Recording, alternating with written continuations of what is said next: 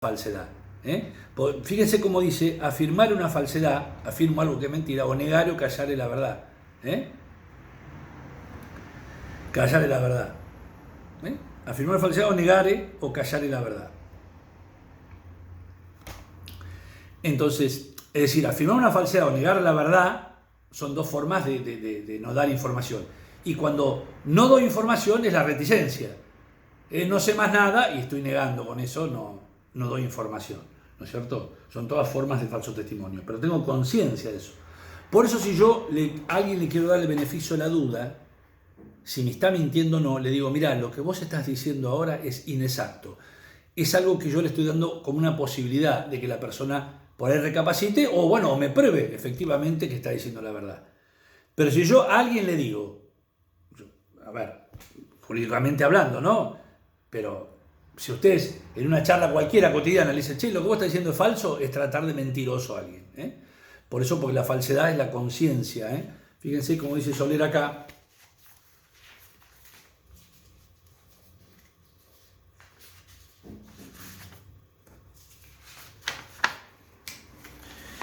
Dice, cuando Soler hablando de lo importante, ¿no? Refiriéndose a esta figura, Soler ha dicho que la falsedad no consiste en la discrepancia entre el relato y los hechos reales, sino en la discrepancia entre los hechos referidos y los hechos sabidos. Por otra parte, en este sentido, es evidente que la palabra falsedad, no hay falsedad posible por error o ignorancia. Es decir, cuando alguien dice algo falso, lo hace a conciencia, que sabe que es así. Y también acuérdense que la falsedad es se puede cometer en forma total o parcial, ¿cierto? Muchas veces en el falso testimonio, nosotros en los juicios lo vemos continuamente, uno se da cuenta que por ahí alguien puede empezar a mentir y entonces muchas veces se lo confronta en el juicio con lo que declaró inicialmente en la instrucción. Por ejemplo, en el juicio dice blanco y en la instrucción dijo negro. Entonces, la parte que se siente agraviada por eso pide que se incorpore por lectura esa declaración y se le advierte de la contradicción, ¿no? Y bueno, muchas veces los testigos se dan cuenta que pueden tener un problema y dicen: no, si ahora recuerdo bien, fue todo lo contrario, dije el otro, ¿no? Es decir, tienen tiempo de rectificarse antes que termine el acto. Es una forma, es como se le da una posibilidad. A veces no, a veces la contradicción no es tanto, a veces realmente es de buena fe, pero bueno, es bastante difícil. Yo le digo, ahora me voy a jubilar en poco tiempo, en pocos días, 20 años como juez, y viste, el otro día lo decía en una sentencia, ¿no? El testigo lineal, que es enteramente digno de fe, es como los buenos amigos, se cuentan con los dedos de la mano. ¿Por qué? Porque, es decir, porque dice que no se acuerda, por temor o directamente porque miente. Entonces, fíjense, todas estas cuestiones son las que llevan de alguna manera a que falten a la verdad, a conciencia, ¿no? Bueno, obviamente si es una causa criminal y es en perjuicio, es decir, se falsea la verdad en contra del imputado, es mucho más grave la pena, ¿no? Bueno, entonces con esto, y tanto la falsa denuncia como ven como dice la falsa denuncia, el 245, dice: se impondrá prisión de 2 meses a 1 año o multa de 700 tanto de pesos al que denunciare falsamente un delito ante la autoridad. Muy bien. La denuncia puede ser obviamente ante una seccional policial, ante la fiscalía, ante un juzgado, pero bueno. Y además dice autoridad competente. Fíjate, esto es importante también, se me estaba yendo. La autoridad competente, obviamente, uno dice: ¿se puede cometer en policía un falso testimonio? Por supuesto, es autoridad competente. ¿En fiscalía? También. ¿En un juzgado se toma una declaración? También. ¿En un sumario administrativo? Y también, pues autoridad competente, declaran bajo juramento. También se puede cometer. ¿En una investigación del Congreso? También. Autoridad competente. En todos esos casos es pasible de cometerse el delito de falso testimonio. Y también los sujetos activos, dice, ¿no es cierto?, el 275, dice: el testigo, ya vimos, ya se los conceptualicé, lo que es el testigo, el perito es alguien que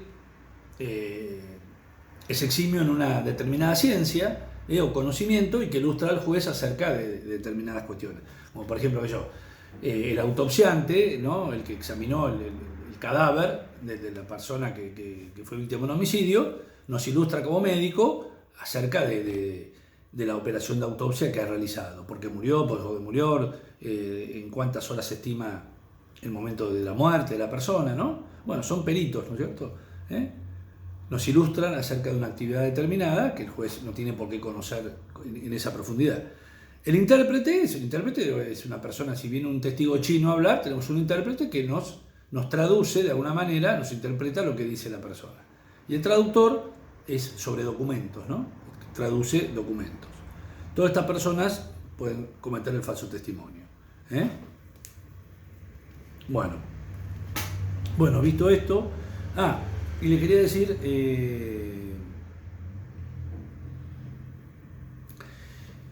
vamos a ver vimos estos delitos y ahora vamos a ver otro más. Estos dos delitos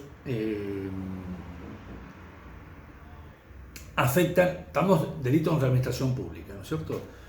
Pero en concreto afectan el servicio de justicia, la administración de justicia, porque el falso testimonio, de alguna manera, la falsa denuncia lo que hace es que la justicia vaya para el lugar equivocado.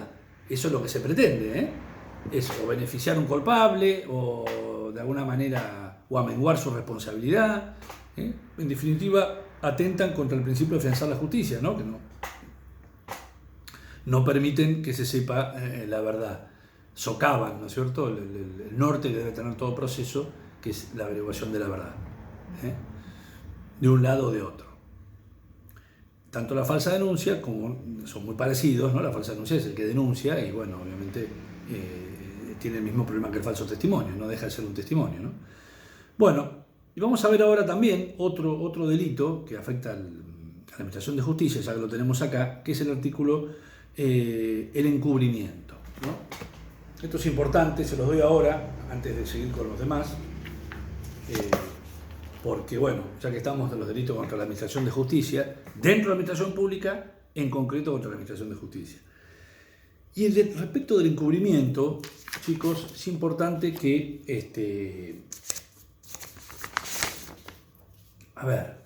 el encubrimiento, ¿no es cierto? Ustedes saben que en la antigüedad, el encubrimiento, de alguna manera era una forma de participación. Y no está aparentemente narrado, tiene una gran vinculación con otro delito.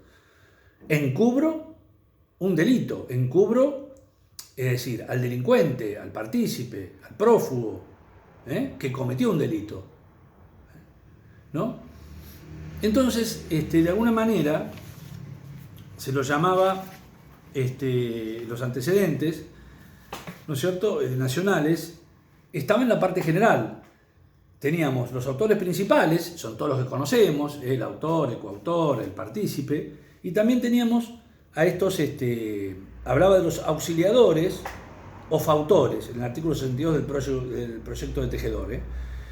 Decía, el que reciba en su casa malhechores, o los ayude a huir, o suprimir los rastros o pruebas de su crimen, los compre por sí mismos, los revenda o transmita o de cualquier otro modo a otros, será considerado auxiliador en primer grado y tendrá la pena de los cómplices de segundo grado si hace oficio de tales hechos. Lo importante, fíjense, y esto es clave, o se es encubridor o se es partícipe del delito precedente, ¿no? Y entonces, uno dice, bueno, pero lo importante es que hay un punto donde hay una línea finísima entre uno y otro. Y ahí ahora uno entiende de por qué estaba toda esta confusión, ¿no es cierto? Fíjense, el 277 dice, será reprimido con prisión de 6 meses a 3 años el que tras la comisión de un delito ejecutado por otro en el que no hubiera participado. ¿Y saben cuál es la participación más? Es decir, donde está ahí, es una fina línea que distingue la participación del encubrimiento, es una de las formas de la participación secundaria, prevista en el artículo 46, que dice lo siguiente. El artículo 46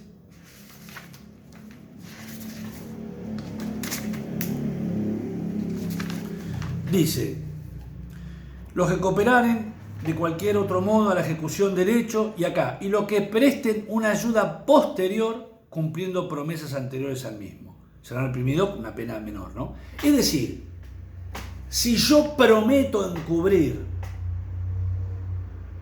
antes del hecho o durante el hecho, soy partícipe secundario.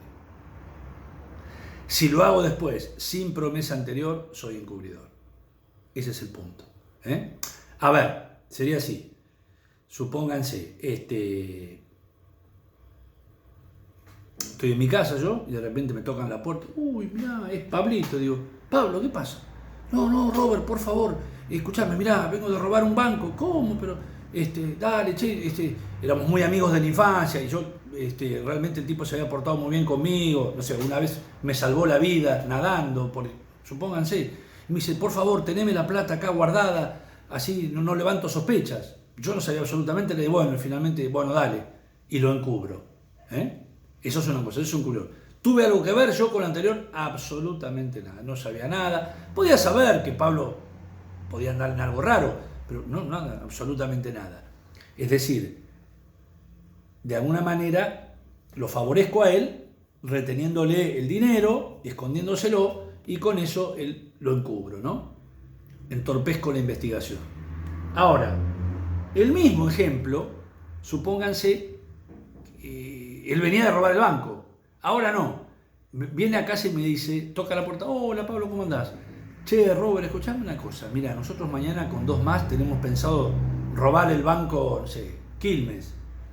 ¿Vos tendrías inconveniente en guardarme la plata que me toca a mí del botín? Y yo finalmente le digo que sí. Es decir, antes del hecho le prometo encubrir y ahí soy un partícipe secundario. Es decir, son incompatibles la participación y el encubrimiento, se es uno u otro.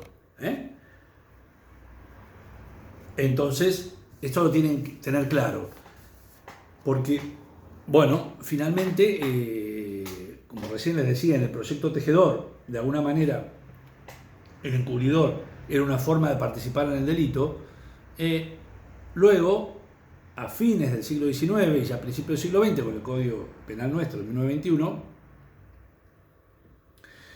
se supera esa situación y de alguna manera el encubrimiento pasa a ser un delito autónomo, no hay una relación causal con el otro delito y entonces ocupa el lugar que tiene que ocupar en los delitos de la administración pública. Dentro de la administración pública contra la administración de justicia.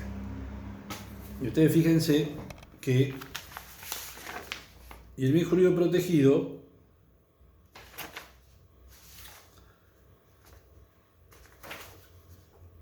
acá, ¿no?, es la administración de justicia en el encubrimiento, cuya actividad es la individualización de los autores y partícipes de los delitos o en la recuperación de los objetos. Puede verse perturbada por la conducta del encubridor, ya que entorpece y dificulta su curso.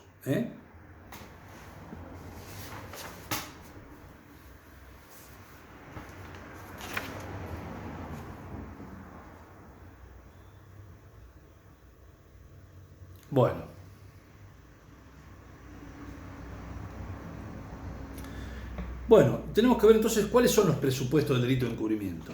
Primero tiene que haber una comisión de un delito previo. Ese delito debe ser un hecho típico del Código Penal o de leyes complementarias. Puede ser un delito doloso, preterintencional, culposo.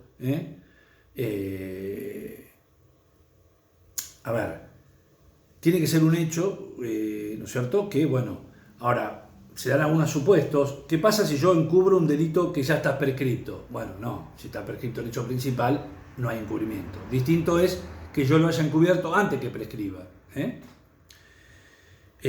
Lo mismo con la amnistía. Muchos dicen que no. Si se amnistía el hecho, el encubrimiento cae también. Aunque Creus dice no, porque de alguna manera no elimina la realidad histórica, dice, ¿no?, la amnistía. Pero bueno, la mayoría de los autores dice que en caso de la amnistía como delito precedente, si yo encubro a alguien, ¿no es cierto?, que cometió delitos que luego fue amnistiado, obviamente cae en condición de encubridor.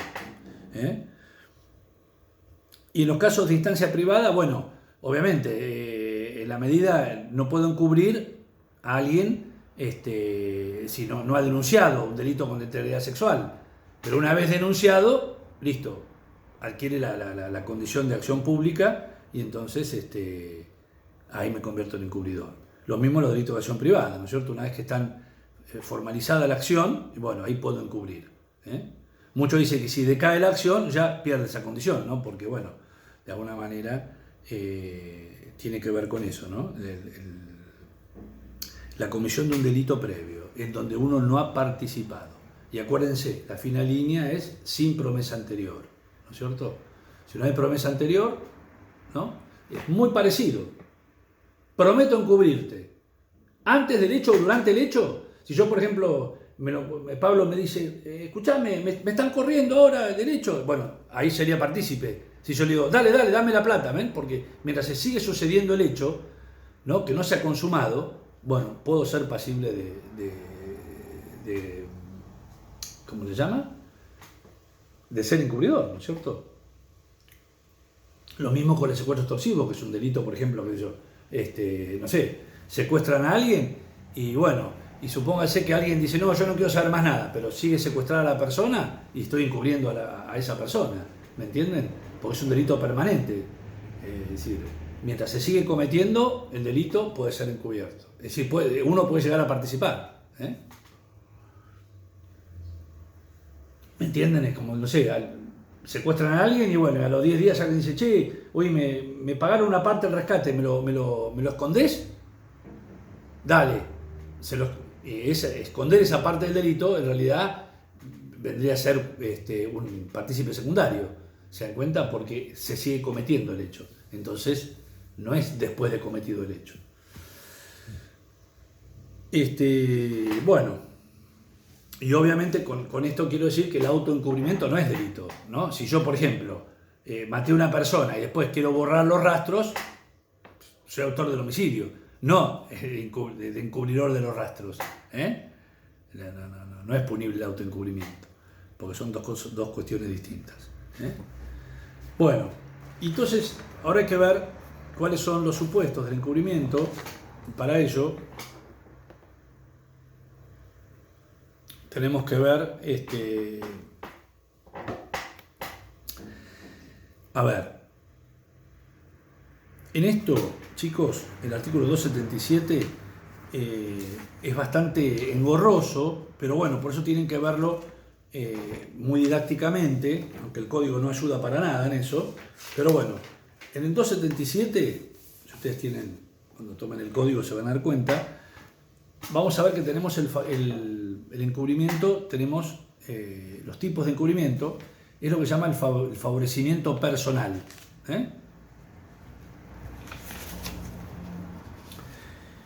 Favorecimiento personal, que es el 277A, que dice, ven, ayudar a alguien a eludir la investigación de la autoridad o a sustraerse a la acción de esta. Tiene que ser algo, es decir, material, lo oculto, lo ayudo a escaparse, no consejos, es un consejo, no hagas tal cosa, eso no sería encubrimiento, pero algo material, lo oculto, lo ayudo a escaparse, esos favorecimientos son acciones positivas, ¿no es cierto? Y también tenemos, ese es el 277A, y dentro del favorecimiento personal tenemos la omisión de denuncia, que es el 277D, ¿ve que dicen? No denunciare la perpetración de un delito o no individualizare al autor o partícipe de un delito ya conocido cuando estuviera obligado a promover la persecución penal de un delito de esa índole. Y bueno, en ese punto no son muchos los que están obligados a denunciar. Están obligados a denunciar los policías, que toman conocimiento de ilícitos dentro de su jurisdicción, ¿no es cierto? Están obligados a denunciar. Y también, por ejemplo, si supónganse que yo como juez, en un juicio, y un tipo me miente alevosamente, tengo la obligación de sacar testimonios para que se investigue el delito de falso testimonio, porque si no, lo estaría encubriendo, ¿no? Bueno, entonces, fíjense, por un lado tenemos la parte activa de ese favorecimiento, como les dije antes, ¿no? Positiva y material, y dice a alguien Porque puede ser una persona, un condenado, un procesado, un prófugo, incluso puede ayudar a alguien que yo no conozca, ni que el prófugo me conozca a mí. Y dice,